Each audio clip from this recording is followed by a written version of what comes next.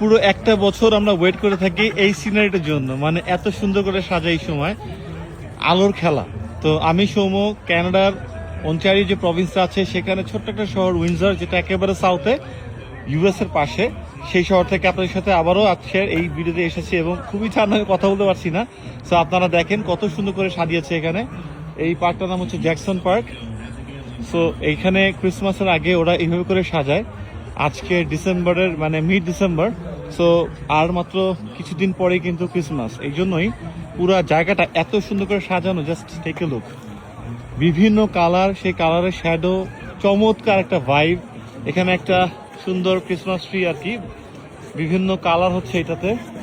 আর সবাই আসছে। আজকে দিনটা বেশি ঠান্ডা, সাধারণত আমরা এখানে যখন আসি এত ঠান্ডা থাকে না, বাট আজকের খুবই খুবই ঠান্ডা। এবং কালারগুলোর যে মানে কন্ট্রাস্ট দেখেন, এই যে সাদার এই জায়গায় একদম গ্রিন, একদম সাদার পাশে একদম রেড, এ পাশে ইয়েলো, মানে টোটালি আর কি কোনো মিক্সড নাই। সো চমৎকার। আমাদের এখানে আজকে বেড়াতে আসছে রাকিব ভাই এবং রাকিবের ফ্যামিলি। ছবি তোলার সেশন চলতেছে, প্রচুর মানুষ এখানে আসে। তো এই জায়গাটাতে ঘুরতে কমপক্ষে হলো 1 ঘন্টা সময় লাগবে, কারণ ওই কর্নারে আপনারা যে দিকে দেখতে পাচ্ছেন এই যে গাছের উপরে কি সুন্দর লাইটগুলো আছে।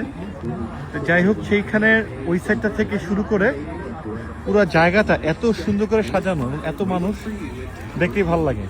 আমি এর আগেও কয়েকটা ব্লগে আমি এই জায়গাটা এনেছি।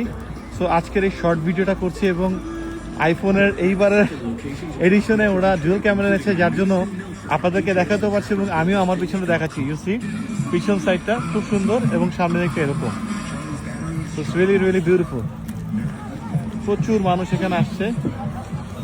আমার কাছে সবসময় খুব ভালো লাগে এই গাছটা, দেখেন একদম ব্লু অ্যান্ড হোয়াইট, কি সুন্দর করে গাছটা সাজিয়েছে। এখানে আবার দোলনা আছে, ছোট ছোট বাচ্চারা দোলনা খেলছে, কালারফুল রিং, চমৎকার। তো এই জায়গাতেও প্রত্যেকটা গাছ কিন্তু ওরা আবার একটু রেড অ্যান্ড হোয়াইট কনসেপ্টে নিয়ে আসছে, খুব ভালো লাগতেছে এই জায়গা। এদিক থেকে অনেক দূর ঘুরে আসা যায়। তো এটা শেষ করা যাবে না, যাই হোক ভিডিওটা আমি আজকে এত বেশি বড় করবো না, এটাই শেয়ার করলাম যে ক্যানাডাতে খুব ঠান্ডা, বরফ, সব কিছুর মধ্যেও কিন্তু অলওয়েজ কোনো না কোনো ইভেন্ট চলতে থাকে।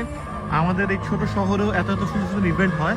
সো যারা যারা ক্যানাডা আসার আগে চিন্তা করে খুব ঠান্ডার দেশ, বোরিং দেশ, আমি বলবো অবশ্যই ক্যানাডাকে যদি রিজেক্ট করতে হয় তাহলে এই কারণে রিজেক্ট করা যাবে না আর কি। নেক্সট ভিডিওতে আবার আমি শীতে একদম জমে যাচ্ছি। নেক্সট ভিডিওতে আবার দেখা হবে, সবাই ভালো থাকবেন। এই জায়গাটা চমৎকার এবং এই রোডে আমার একটা ছোট্ট ভিডিও আছে, আমি ভিডিওটা জাস্ট এটার সাথে যদি পারি লাগিয়ে দিচ্ছি।